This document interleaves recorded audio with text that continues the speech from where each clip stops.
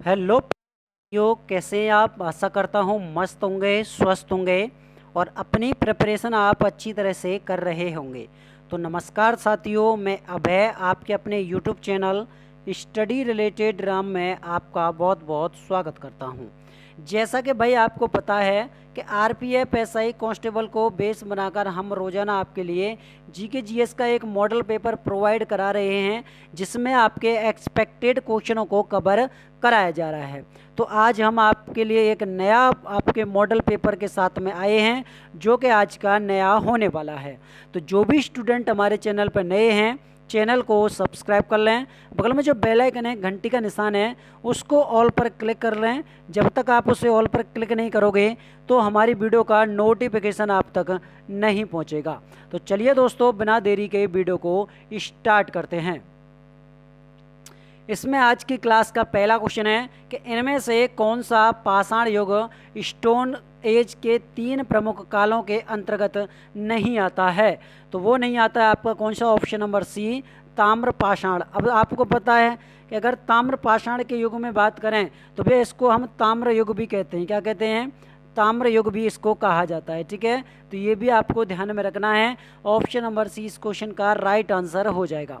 Next question की तरफ बढ़ेंगे। अगला क्वेश्चन है आपका, भीमबेटका की गुफाओं की खोज कब हुई थी। तो देखो दोस्तों, भीमबेटकाओं की खोज हुई थी आपकी 1957-58 में। अगर मैं आपसे पूछूं कि भैया खोजकर्ता कौन थे, क्या है कि कौन थे भैया, किसने खोज की थी, तो खोजकर्ता का नाम लिख लेना। यहाँ पर हो जाएंगे आपके वीएस, कौन हो जाएंगे, वीएस वाकड़कर। ठीक है भैया, ये आपके खोजकर्ता हैं। अच्छा, भीमबेटका को नोट करो भैया, इसमें आपके थोड़े पॉइंट निकलते हैं भीमबेटका के बारे में। ठीक है, अब क्या पॉइंट निकलते हैं तो देखिए, पहला पॉइंट है आपका भीमबेटका के बारे में। भीमबेटका, इसमें पे आपका पहला पॉइंट निकलता है कि भाई ये आपकी कहाँ पर है, तो ये आपकी एमपी में है। एमपी के कहाँ पर, तो एमपी का जो रायसेन जिला है ना, रायसेन जिला में स्थित है, एमपी में। ठीक है, अच्छा इसके बाद में आपका बात करेंगे ये किस युग की है, तो ये है आपकी भैया पुरापाषाण काल की। पुरापाषाण काल की आपकी ये भीमबेटका है। अगर बात की जाए, मानव के प्राचीनतम चिन्ह भी यहीं से मिले हैं, और ये गुफाओं चारों तरफ से विंध्य पर्वतमाला है ना, उससे आपकी घिरी हुई है। और इसको भैया अगर बात की जाए, इसको यूनेस्को में कब जोड़ा गया था, यूनेस्को विश्व धरोहर में कब जोड़ा गया था, इसे जोड़ा गया था आपका 2003 में। कब? 2003 में जोड़ा गया था। तो ऑप्शन नंबर बी इस क्वेश्चन का राइट आंसर हो जाएगा। अगला क्वेश्चन आपके सामने कि पुस्तक तहकीक मां लिल हिंद किसने लिखी है, तो ये लिखी है आपके किसने भैया, ये लिखी है ऑप्शन नंबर डी, क्या हो जाएगा, अल बरूनी ने। डी इस क्वेश्चन का राइट आंसर हो जाएगा। देखो यहीं पर बात करें, जो आपका ये आपका कौन था, तो ये था आपका फारसी विद्वान। कौन था? ये आपका फारसी विद्वान हो जाएगा। और भैया ये आपका किसके साथ में आया था, तो ये आया था आपके साथ में भैया मोहम्मद गौरी के में। किसके में? मोहम्मद गौरी के साथ में आया था, मोहम्मद के साथ आया था आपका अल बरूनी। ठीक है, इसने क्या किया था, तो नोट कर लेना भैया, इसने क्या किया था। देखो पहला पॉइंट निकलता है, इसने क्या किया था, पुराणों का अध्ययन किया। किसका? पुराणों का अध्ययन किया था इसने। दूसरा पॉइंट है आपका, इन्होंने गीता से बहुत प्रभावित था। ये किससे? गीता से प्रभावित होगा। ठीक है, गीता से प्रभावित था। इन्होंने एक पुस्तक लिखी थी, क्या भैया, उस पुस्तक का नाम वो थी आपकी किताब उल हिंद पुस्तक लिखी इन्होंने। ठीक है, इसके बाद में भैया इन्होंने क्या किया था, इन्होंने ये जो अपना मुस्लिम लेखक जिसके भारतीय संस्कृति और परंपरा का व्यापन अध्ययन किया था इन्होंने। ठीक है, ये भी ध्यान में। अच्छा, इब्न बतूता कौन था, तो मोरक्को का था। किसका था भैया, ये आपका मोरक्को का था। और ये किसके समय पर आया था, ये यहाँ पे आया था एमबीटी मोहम्मद बिन तुगलक के समय पर ये मोरक्को का इब्न बतूता आया था। और एमबीटी को क्या कहते हैं भैया, मोहम्मद बिन तुगलक। और इसी को भैया पागल बादशाह कहा जाता है। क्या कहा जाता है? पागल बादशाह। क्यों कहते हैं पागल बादशाह, कि भैया ये जो अब इन्होंने जो भी योजना चलाई थी, वो योजना बहुत ज़्यादा विफल रही थी इस वजह से। ठीक है, चलिएगा। अगला क्वेश्चन है आपका, औपनिवेशिक शासन की स्थापना निम्न में से सबसे पहले कहाँ पर हुई थी? तो ये हुई थी आपके कहाँ पर? बंगाल में हुई थी। ऑप्शन नंबर डी इस क्वेश्चन का राइट आंसर हो जाएगा। अगला क्वेश्चन आपके लिए ये रहा। अगला क्वेश्चन है, बंगाल का पहला अंग्रेजी कारखाना 1651 ईस्वी में नदी के तट पर स्थापित किया गया था। ये आपको इस जगह पर इंग्लिश में दिया गया है, इसको नोट कर लीजिएगा और भैया आंसर दीजिएगा। अगर मैं इस क्वेश्चन के आंसर के बारे में बात करता हूँ तो ऑप्शन नंबर सी हुगली इस क्वेश्चन का बिल्कुल राइट आंसर हो जाएगा। क्या हो जाएगा? हुगली इस क्वेश्चन का बिल्कुल राइट आंसर हो जाएगा। देखो, अगर बात की जाए कि अंग्रेजों को सर्वप्रथम व्यापार छूट किसने दी थी? क्या है? व्यापार छूट, व्यापारिक छूट सर्वप्रथम किसने दी थी? सर्वप्रथम। तो वो देने वाला कौन था भैया? वो देने वाला था आपका भैया शाह शुजा। कौन? शाह शुजा। तो इन्होंने सबसे पहले छूट दी थी। कब दी थी? 1615 ईस्वी में। कब दी थी भाई? 1615 ईस्वी में दी थी। ठीक है, बहुत सुंदर। आगे बढ़ते हैं अगले क्वेश्चन की तरफ। अगला क्वेश्चन आपके लिए ये रहा, 1925 में केंद्रीय विधान सभा का प्रथम निर्वाचित अध्यक्ष निम्नलिखित में से कौन था? ये आपको बताना है। तो ये हो जाएंगे आपके कौन? तो ऑप्शन नंबर बी विट्ठल लाल पटेल इस क्वेश्चन का राइट आंसर हो जाएगा। और विट्ठल लाल पटेल आपके सरदार वल्लभ भाई पटेल के कौन थे? तो बड़े भाई थे। सरदार जी के बड़े भाई थे। ठीक है, बड़े भाई हो जाएंगे। यहीं पर नोट कर लेना कि सरदार भाई पटेल के बारे में कि भाई इनके क्या कारण थे, इन्होंने ये किस लिए प्रसिद्ध हैं। तो इन्होंने ये प्रसिद्ध है भैया, देखो, एक बारदोली सत्याग्रह, बारदोली सत्याग्रह चला था 1928 में इनके द्वारा। इसके बाद में और इन्होंने क्या किया था कि ये भारत के पहले उप प्रधानमंत्री थे। पहले उप प्रधानमंत्री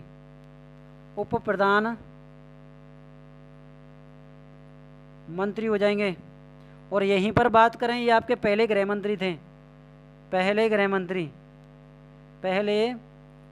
मंत्री हो जाएंगे आपके। इसीलिए इनका ये पूरा योगदान रहा था जो आपकी जम्मू कश्मीर, जूनागढ़ और आपकी हैदराबाद को विलय करने में। ठीक है, तो 20 का राइट आंसर हो जाएगा। अगले क्वेश्चन की तरफ बढ़ते हैं। अगला क्वेश्चन आपके सामने ये रहा, अंगीकृत किए जाने के समय भारतीय संविधान सबसे लंबा संविधान था जिसमें मूलतः अनुच्छेद कितने थे? मूलतः अनुच्छेद कितने थे? 395 थे। कितने थे? 395 थे। लेकिन वर्तमान के बारे में बात की जाए कि वर्तमान में अनुच्छेद कितने हैं वर्तमान में? तो वर्तमान में हो गए आपके 448 प्लस हैं। कितने हैं? 448 प्लस अनुच्छेद हैं। अच्छा, मैं आपसे पूछूं कि भैया जो आपकी अनुसूचियाँ कितनी थी? अनुसूची, ये कब की बात हो रही है? कि भैया ये बात हो रही है आपके जो संविधान, मूल संविधान में, मूल संविधान के बारे में बात हो रही है कि भैया मूल संविधान में क्या क्या कितना था। देखो, मूल संविधान में आपके अनुसूचियों के बारे में बात कर लें, भाग के बारे में बात कर लें कि भाग आपके कितने थे। ठीक है, और मैं आपको वर्तमान भी बताने वाला हूं कि वर्तमान में कितने हैं। बात की जाए इस क्वेश्चन के आंसर के बारे में तो अनुसूची कितनी थी? तो भैया 8 अनुसूची थी। लेकिन वर्तमान के बारे में बात करें कि वर्तमान में कितनी अनुसूचियाँ हो गई हैं, तो वर्तमान में आपकी 12 अनुसूची हैं। ठीक है, भाग के बारे में बात करें तो भाग आपके 22 थे। लेकिन वर्तमान में भाग कितने हैं? वर्तमान में भाग आपके 25 हो गए हैं। कितने हो गए? 25 हो गए हैं। ठीक है, ये भी नोट कर लेना। अच्छा, ये बताओ कि संविधान तैयार कब हुआ था? संविधान बनकर तैयार कब हुआ था? बनकर तैयार कब हुआ था? तो आपका आंसर आना चाहिए 26 नवंबर 1949 को। 26 नवंबर 1949 को बनकर तैयार हुआ था। यहीं बीच में बात की जाए कि संविधान लागू कब हुआ था? संविधान लागू कब हुआ था? तो ये लागू हुआ था आपका 26 जनवरी 1950 को। 26 जनवरी 1950 को। तभी तो हम क्या मनाते हैं भैया? 26 जनवरी को क्या मनाया जाता है? 26 जनवरी को मनाते हैं हम गणतंत्र दिवस। गणतंत्र दिवस मनाया जाता है 26 जनवरी को। और 26 नवंबर के बारे में बात कर लें कि 26 नवंबर को क्या मनाया जाता है? तो 26 नवंबर को मनाते हैं हम क्या? संविधान दिवस मनाते हैं। क्या मनाते हैं? संविधान दिवस मनाया जाता है 26 नवंबर को। और देखो, यहीं पर एक चीज़ और नोट कर लेना कि भैया संविधान के बारे में कि संविधान की प्रथम बैठक, संविधान की संविधान सभा की प्रथम बैठक कब हुई थी? प्रथम बैठक के बारे में नोट कर लेना, ये होती है आपकी 9 दिसंबर 1946 में। 9 दिसंबर 1946 में इसकी प्रथम बैठक होती है, ठीक है। ये भी आपको ध्यान में रखना है, 20 क्वेश्चन का राइट आंसर हो जाएगा। अगला क्वेश्चन आपके सामने ये रहा। अगला क्वेश्चन क्या है कि भारतीय संविधान की एकात्मक विशेषताओं के संबंध में इनमें से कौन सा गलत है? तो इनमें से गलत है संविधान की मान्यता ना होना, नम्यता ना होना। देखो आपको पता है, अगर बात की जाए अखिल भारतीय सेवाओं के बारे में, किसके बारे में? अखिल भारतीय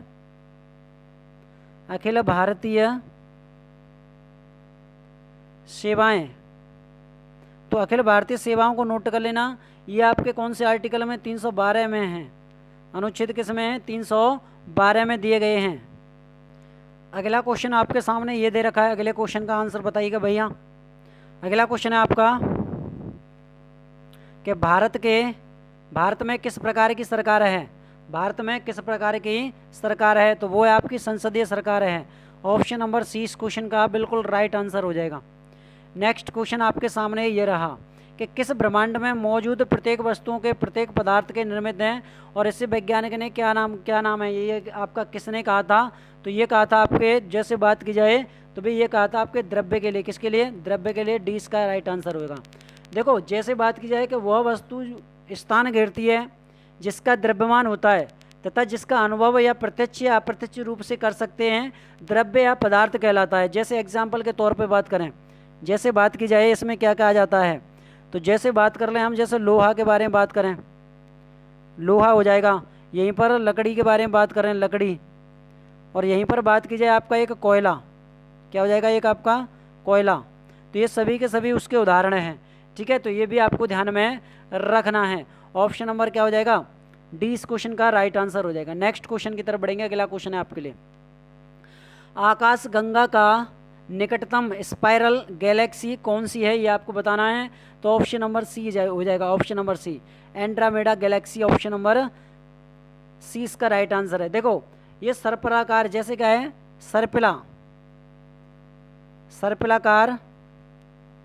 सर्पिलाकार तारापुंज है, तारापुंज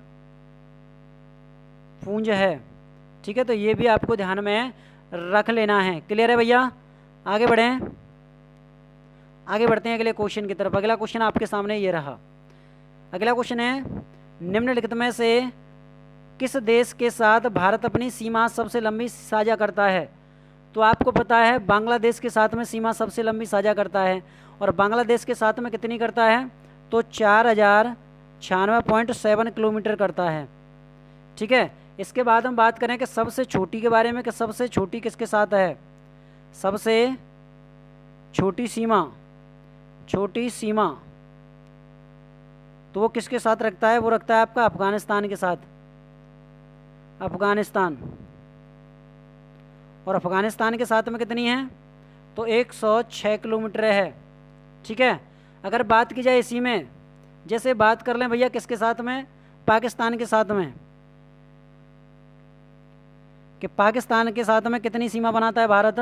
तो वो बनाता है आपका 3323 किलोमीटर। 3323 किलोमीटर पाकिस्तान के साथ में है। यहीं पर चीन के बारे में बात कर रहे हैं कि चीन के साथ में कितनी सीमा बनाता है? तो चीन के साथ में बनाता है आपका 3488 किलोमीटर, ठीक है। यहीं पर बात करेंगे नेपाल की तरफ कि भैया नेपाल के साथ में भारत कितनी सीमा बनाता है? तो ये बनाता है आपका 1751, कितनी? 1751 किलोमीटर बनाता है। और बात करें भूटान की तरफ, भूटान के साथ में भारत कितनी सीमा बनाता है? तो भूटान को भी नोट कर लेना, 699 किलोमीटर। कितनी? 699 किलोमीटर। और म्यांमार के बारे में बात करें कि म्यांमार है, इसके साथ में कितनी सीमा बनाता है? तो म्यांमार के साथ में 1643 किलोमीटर बनाता है, ठीक है। तो ये सभी के सभी मैंने लगा दिए हैं। तो भारत कितने देशों के साथ? 6 देशों के साथ अपनी सीमा बनाता है, ठीक है। चलो अगला क्वेश्चन बोल रहा है कि भारत की लगभग किलोमीटर थल सीमा पड़ोसी देशों से जुड़ी हुई है। कितने देशों से जुड़ी हुई है? तो ये जुड़ी हुई है, जैसे बात की जाए भैया ऑप्शन नंबर क्या जाएगा? तो ये टोटल जुड़ी हुई है थल सीमा, तो वो आपकी 15,106 किलोमीटर लगभग। ये किस में जाएगा? ये लगभग में जाएगा, लगभग, ठीक है, क्योंकि आपको पता है अगर देशों के बारे में बात कर लें तो देश कितने हो जाएंगे, देश हो जाएंगे हमारे 6 देशों के साथ में हैं। ठीक है भैया, अगले क्वेश्चन की तरफ बढ़ते हैं। अगला क्वेश्चन आपके सामने ये रहा, भारत की मानक म्यामो, क्या भैया, म्यामोत्तर इनमें से किस स्थान से होकर गुजरती है? तो वो गुजरती है आपकी कहाँ से, मिर्ज़ापुर होकर। ऑप्शन नंबर ए इस क्वेश्चन का बिल्कुल राइट आंसर हो जाएगा। और मिर्ज़ापुर होकर कितने भैया, 82.5, कितनी, 82.3 पूर्वी देशांतर, पूर्वी देशांतर। ठीक है, चलो यहीं पर बात करें हम, क्या है, यहीं पर बात करें हम कि भैया निकट कहाँ से जाती है, तो प्रयागराज के निकट, प्रयागराज के निकट, निकट। अब प्रयागराज के निकट कहाँ से, जैसे नैनी तथा मिर्ज़ापुर से होकर जाती है, मिर्ज़ापुर से होकर जाती है। ठीक है, तो ये आपको ध्यान में रख लेना है। देखो मानक रेखा को नोट कर लेना, हमारी जो मानक रेखा है कि मानक रेखा हमारी कहाँ से होकर गुजरती है, तो मानक रेखा गुजरती है, जैसे आंध्र प्रदेश के बारे में बात कर लें, आंध्र प्रदेश हो जाएगा। यहीं पर बात करेंगे मध्य प्रदेश, मध्य प्रदेश के बारे में बात करें, उत्तर प्रदेश के बारे में बात कर लें, उत्तर प्रदेश हो जाएगा आपका। यहीं पर बात की जाए आपका कौन सा, छत्तीसगढ़ हो जाएगा, छत्तीसगढ़। और बात की जाए यहाँ पर उड़ीसा, तो ये मानक समय आपके इन राज्यों से होकर गुजरती है। ठीक है, तो कितने हो गए, 5 राज्यों से होकर गुजरती है। तो ऑप्शन नंबर ए इस क्वेश्चन का राइट आंसर हो जाएगा। नेक्स्ट क्वेश्चन आपके लिए ये रहा कि इनमें से क्या किसी फर्म के लिए परिवर्तनीय लागत नहीं है, ये आपको बताना है। अगर मैं इस क्वेश्चन के आंसर के बारे में बात करता हूँ तो ऑप्शन नंबर सी संपत्ति कर, क्या है, संपत्ति कर, ऑप्शन नंबर सी इस क्वेश्चन का राइट आंसर हो जाएगा।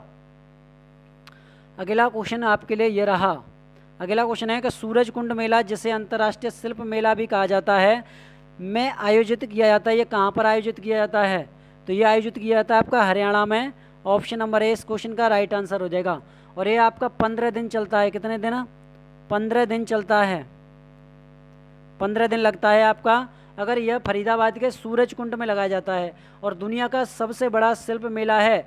और जिसका आरंभ के बारे में बात करें कि भैया मेला का इसका आरंभ कब हुआ था, कब से शुरू किया गया था, ये किया गया था आपका 1987 से, कब से, 1987 से इसको शुरू किया गया था। ठीक है, और ग्रामीण संस्कृति का परिचय देता है आपका।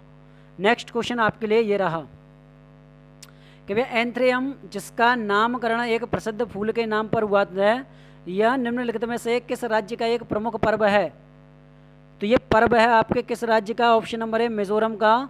ऑप्शन नंबर ए इस क्वेश्चन का राइट आंसर हो जाएगा। देखो अगर मैं तमिलनाडु की तरफ चलता हूँ, किसकी तरफ, तमिलनाडु की, तो तमिलनाडु का कौन सा त्यौहार हो जाएगा, तमिलनाडु के बारे में बात कर रहे हैं, या फिर हम बात करें झारखंड के बारे में, झारखंड हो जाएगा। असम के बारे में बात करें, असम। यहीं पर नोट कर लेना, जैसे बिहार के बारे में, बिहार का। और बात कर ली जाए तो देखो केरल के बारे में भी नोट कर लेना, केरल का कौन सा हो जाएगा। अब नोट करो, जैसे बात करें सबसे पहले हम किसकी, तो सबसे पहले हम बात करते हैं तमिलनाडु की, तो तमिलनाडु का हो गया आपका पोंगल त्यौहार, कौन सा है, पोंगल तमिलनाडु में मनाया जाता है। झारखंड में मनाया जाता है आपका सरहुल, सरहुल त्यौहार। असम में मनाया जाता है आपका बिहू, बिहू त्यौहार, बिहू नृत्य। बिहार में मनाया जाता है आपका कौन सा, छठ पूजा, छठ पूजा। ठीक है, केरल के बारे में बात करें तो केरल में मनाया जाता है आपका ओणम। और देखो नागालैंड के बारे में बात करें कि नागालैंड में कौन सा मनाया जाता है, तो वो हो जाएगा आपका हॉर्नबिल, हॉर्नबिल, तो ये नागालैंड में मनाया जाता है।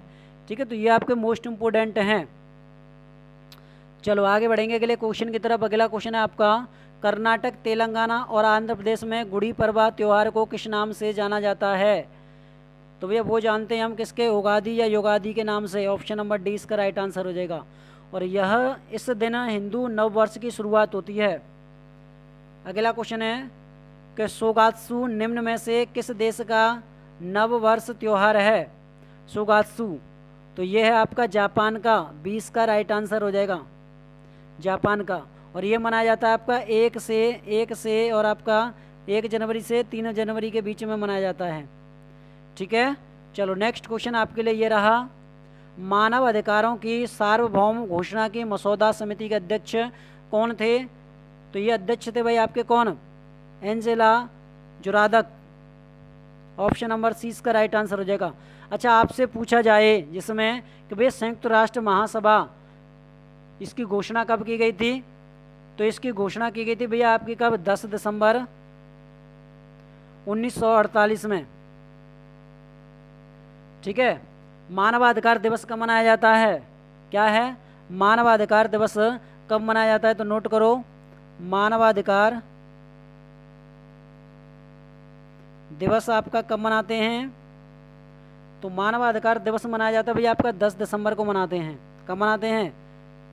10 दिसंबर को मनाया जाता है आपका मानवाधिकार दिवस। ठीक है, और संयुक्त राष्ट्र संघ की स्थापना ये भी नोट कर लेना कि भाई यूएनओ के बारे में बात करें, यूएनओ की क्या हो जाएगी? स्थापना के बारे में। तो इसकी स्थापना होती है आपकी 24 अक्टूबर 1945 में। ठीक है, इसकी स्थापना होती है। और इसका मुख्यालय कहाँ पर है? हेडक्वार्टर कहाँ पर पड़ता है? तो न्यूयॉर्क में, न्यूयॉर्क में इसका मुख्यालय है। जब इसकी स्थापना की गई थी तो इसमें आपके सदस्य कितने थे? तो सदस्यों की संख्या थी 50। और भारत कब बना था सदस्य? भारत सदस्य इसका यूएनओ का कब बना था? तो 1945 में बना था। और वर्तमान में इसमें सदस्य कितने हैं? वर्तमान सदस्य किसमें? यूएनओ में वर्तमान सदस्य तो 193 हैं। कितने हैं? 193 सदस्य हैं। और 193 में कौन सा है? दक्षिण सूडान है। कौन सा है? दक्षिण सूडान है। ठीक है, ये भी आपको नोट कर लेना है। और इसके अध्यक्ष कौन है? तो एंटोनियो गुटेरेस इसके अध्यक्ष हो जाएंगे। आगे बढ़ते हैं। संयुक्त राष्ट्र संघ यूएनओ के पूर्व महासचिव कोफी अन्नान किस अफ्रीकी देश से संबंधित हैं? तो मैंने आपको अभी बताया था, ऑप्शन नंबर सी घाना। और मैं आपसे पूछूँ कि भैया ये 7वें महासचिव हैं जिनका कार्यकाल 1997 से लेकर और आपके 2006 तक किया था। इनका ये कार्यकाल है। ठीक है, शांति के लिए इनको पुरस्कार दिया गया था, नोबेल पुरस्कार इनको किसके लिए भैया? शांति के क्षेत्र में दिया गया था। कब? 2001 में, 2001 में दिया गया था। और यूएनओ को नोट कर लेना, यूएनओ में भाषाएं कितनी हैं? यूएनओ में भाषा तो कितनी है? तो इनको नोट कर लेना, ये बहुत ज़्यादा क्वेश्चन पूछा जाता है। तो 6 भाषाएं हैं। 6 कौन कौन सी हैं? देखो, एक तो हो जाएगी आपकी अंग्रेजी। एक कौन सी हो जाएगी? यूएनओ की भाषा अंग्रेजी हो जाएगी। फ्रेंच के बारे में बात करें, फ्रेंच हो जाएगी। चीनी हो जाएगी। ठीक है, अरबी के बारे में बात करें, अरबी है। रूसी है। और एक आपकी क्या हो जाएगी? स्पेनिश। तो ये आपकी 6 भाषाएं यूएनओ की। ठीक है, अच्छा, यूएनओ का सदस्य भारत कब बना? 45 में। ये तो मैंने आपको बताया दिया। और यूएनओ की पहली बैठक यूएनओ की कब हुई थी? तो यूएनओ की भैया पहली बैठक हुई थी आपकी 10 जनवरी 1946 में। यूएनओ की पहली बैठक हुई है। अगला क्वेश्चन आपके लिए ये रहा, इंटरनेशनल कोर्ट ऑफ जस्टिस का हेड क्वार्टर कहाँ पर है? तो भैया इसका हेड क्वार्टर है द हेग, नीदरलैंड। कहाँ पर है? नीदरलैंड में। द हेग कहाँ पर पड़ता है? नीदरलैंड में पड़ता है। इसकी राजधानी नहीं है। और इसकी स्थापना के बारे में बात कर लूँ कि इसकी स्थापना कब हुई थी? तो इसकी स्थापना होती है 1945 में। ठीक है भैया, और बात करें इन्होंने काम शुरू कब किया था? काम करना शुरू कब किया था इसने? तो ये किया था आपका 1946 में। ये भी पूछा जाता है। ऑप्शन नंबर डी इसका राइट आंसर हो जाएगा। अगला क्वेश्चन आपके लिए ये रहा, भारत संयुक्त राष्ट्र संघ का सदस्य किस वर्ष बना था? तो ये बना था आपका 1945 में। मैंने आपको बताया यूएनओ की तरफ, और यूएनओ के जितने भी आपके पॉइंट हैं वो सभी के सभी मैंने आपको नोट करा दिए हैं। और यूएनओ का नाम किसने दिया था? तो अमेरिकी राष्ट्रपति थे आपके फ्रैंकलिन डी रूजवेल्ट, उन्होंने दिया था। अगला क्वेश्चन आपके लिए ये रहा, ताजमहल की याद में बनवाया गया था। भैया ताजमहल है वो किसकी याद में बनवाया गया था? ये बनवाया गया था आपका मुमताज़ की याद में। ऑप्शन नंबर सी इसका राइट आंसर हो जाएगा। गुलबदन बेगम ने तो हुमायूं नामा लिखाया था। हुमायूं नामा ये किसकी है? हुमायूं की आत्मकथा है। हुमायूं की क्या हो जाएगी? आत्मकथा हो जाएगी। और ये कौन थी भैया? गुलबदन। तो गुलबदन भैया हुमायूं की बहन थी। क्या थी? हुमायूं की बहन हो जाएगी। ठीक है, इसके बारे में नोट कर लेना। जैसे भैया इसका निर्माण है ताजमहल का, ताजमहल का निर्माण अब कब करवाया था और कब समाप्त हुआ था? इसका निर्माण चला था 1632 से और भैया 1653 तक चला था। कहीं कहीं 54 दे रखा है। सफ़ेद संगमरमर से बना हुआ है और इसको यूनेस्को में, क्या पर? यूनेस्को में कब शामिल किया गया था? इसको किया गया था 1983 में। कब? 1983 में। किस नदी के तट पर है? तो यमुना नदी तट पर, यमुना नदी, यमुना नदी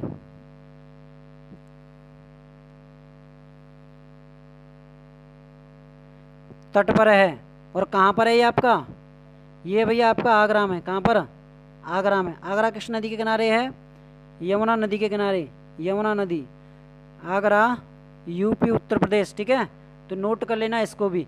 अच्छा, शाहजहां द्वारा क्या क्या बनवाया गया था ये नोट कर लेना। शाहजहां द्वारा, ये भी पूछे जाते हैं, शाहजहां द्वारा इमारतें, तो कौन कौन सी इमारतें बनवाई गई थी शाहजहां द्वारा? नोट करो। पहली इमारत हो जाएगी दीवाने खास। दीवाने खास बनवाई गई थी। कब बनवाई थी? ये बनवाई थी भैया इन्होंने 1637 में। इसके बाद में जामा मस्जिद के बारे में नोट करो। जामा मस्जिद, ठीक है, जामा मस्जिद को नोट कर लेना आप।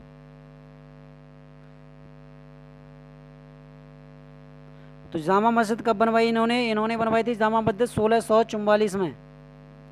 ठीक है, आगे बढ़ते हैं। और क्या बनवाया? मोती मस्जिद को नोट कर लेना। मोती मस्जिद, मोती मस्जिद, तो मोती मस्जिद कब बनवाई इन्होंने? 1646 से लेकर और भैया 1653 तक मोती मस्जिद बनवाई थी। लाल किला नोट कर लेना। लाल किला, दिल्ली का लाल किला, लाल किला,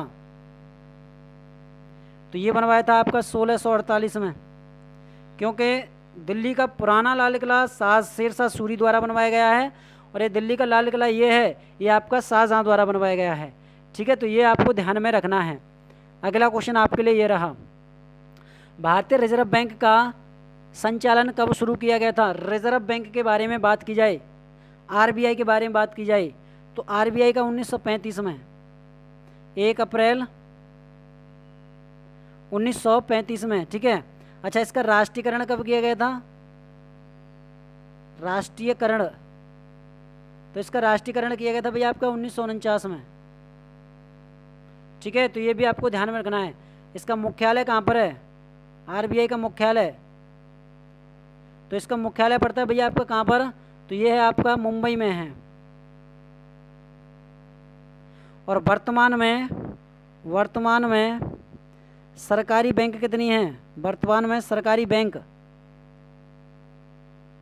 तो वो है हमारी 12। कितनी है? 12 हैं। और यहीं पर नोट कर लेना आरबीआई के बारे में कि भैया आरबीआई के गवर्नर कौन है? आरबीआई के वर्तमान गवर्नर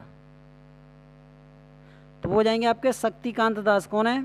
शक्तिकांत दास जी हो जाएंगे आपके आरबीआई के वर्तमान गवर्नर हो जाएंगे। ठीक है, तो ये भी आपको ध्यान में रखना है। आगे बढ़ते हैं अगले क्वेश्चन की तरफ। इसी को बैंकों का बैंक कहा जाता है। नेक्स्ट क्वेश्चन है, एम एफ हुसैन के क्षेत्र में प्रसिद्ध भैया एम एफ हुसैन किस क्षेत्र में प्रसिद्ध हैं? तो चित्रकला में प्रसिद्ध हैं। ऑप्शन नंबर ए इसका राइट आंसर हो जाएगा। अगर मैं इनके जन्म के बारे में बात करूं कि भैया इनका जन्म है, हुसैन जी का जन्म कब हुआ है? तो 17 सितंबर 1915 में, 17 सितंबर 1915 में इनका जन्म हुआ है। यहीं पर बात करेंगे मृत्यु कहाँ पर हुई थी? मृत्यु हुई थी आपकी 9 जून 2011 में। 9 जून 2011 में इनकी मृत्यु हो जाती है। अगला क्वेश्चन आपके सामने ये रहा, रामचरितमानस का लेखक कौन है? रामचरितमानस के लेखक, ये तो बहुत सरल क्वेश्चन है, तुलसीदास हो जाएंगे। ऑप्शन नंबर ए इस क्वेश्चन का राइट आंसर हो जाएगा। देखो, अगर मैं पूछूं प्रिंसिपिया के बारे में,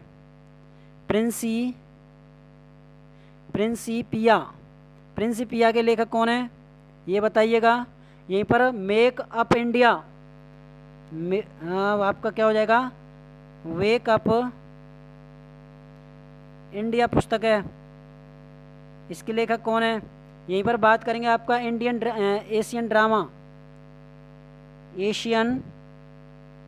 ड्रामा पुस्तक के लेखक कौन है, इसको बताइएगा।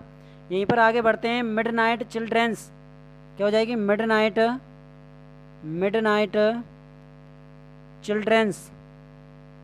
चिल्ड्रेंस इस पुस्तक के लेखक कौन है? तो पहले इन पुस्तकों के नाम लिख लो। देखो प्रिंसिपिया है आपकी, किसकी, न्यूटन ने लिखी है, ठीक है। द वेक अप इंडिया ये लिखी है आपकी एनी बेसेंट ने। किसने? Annie Besant. ये वही एनी बेसेंट हैं जिन्होंने भैया क्या है कि जो आपका कांग्रेस का प्रथम अधिवेशन, प्रथम महिला थी।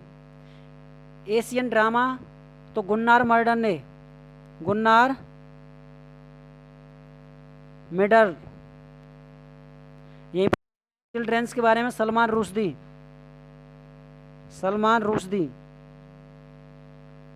हैं, ठीक है। चलो आगे बढ़ें। अगला क्वेश्चन आपके लिए ये रहा कि किसी पिंड के द्रव्यमान और वेग का गुणनफल क्या कहलाता है? तो वो कहलाता है आपका संवेग कहलाता है। आपको पता है कि m बराबर क्या होता है, मास बराबर, तो m इंटू v होता है, ठीक है। अब m क्या है हमारा, m हमारा इसमें एक संवेग है, ठीक है। क्या है? संवेग है। क्या भैया? मोमेंटम है, ये रहा आपका मोमेंटम है, c है, ठीक है। इसके बाद हम बात की जाए कि भैया ये हो जाएगा, और एक m आपका क्या दे रखा है, एक m आपका वस्तु का द्रव्यमान है, वस्तु का द्रव्यमान है, और v क्या है, तो वस्तु का वेग है, वस्तु का वेग है। तो ये हो जाएगा आपका मोमेंटम संवेग बराबर द्रव्यमान का वस्तु का द्रव्यमान इंटू वस्तु का वेग हो जाएगा। सी इसका राइट आंसर हो जाएगा। अगला क्वेश्चन आपके लिए ये रहा। 2011 की जनगणना के अनुसार निम्न में से किस राज्य में साक्षरता दर सर्वाधिक थी? तो सर्वाधिक थी आपकी किस में? तो वो थी आपकी केरल में। अब 2011 के अनुसार केरल में कितनी थी भैया? 93.9%, ठीक है। और बिहार के बारे में बात करें कि भैया बिहार में कितनी थी? बिहार में सबसे कम है, बिहार में सबसे कम। तो बिहार में हो जाएगी आपकी कितनी भैया? 63.58%, 63.58% आपकी बिहार में है, ठीक है। चलो भैया ये थे आज के भाई हमारी क्लास के क्वेश्चन। आज की क्लास आपको कैसी लगी कमेंट बॉक्स में बताना। क्लास अच्छी लगी तो क्लास को ज़्यादा से ज़्यादा शेयर करना, लाइक करना, और चैनल पर नहीं हो तो चैनल को सब्सक्राइब जरूर कर लेना है। अगर आपको इसकी PDF चाहिए कि PDF कहाँ पर मिलेगी, तो PDF मिलेगी हमारे टेलीग्राम चैनल पर। किस पर? टेलीग्राम पर। और टेलीग्राम की लिंक वीडियो के डिस्क्रिप्शन में लगी हुई है, वहाँ पर जाकर उसे ज्वाइन कर लीजिएगा। क्लास के बाद में PDF वहाँ पर डाल दी जाती है। तो मिलते हैं भाई नेक्स्ट वीडियो में, तब तक के लिए जय हिंद दोस्तों, जय भारत।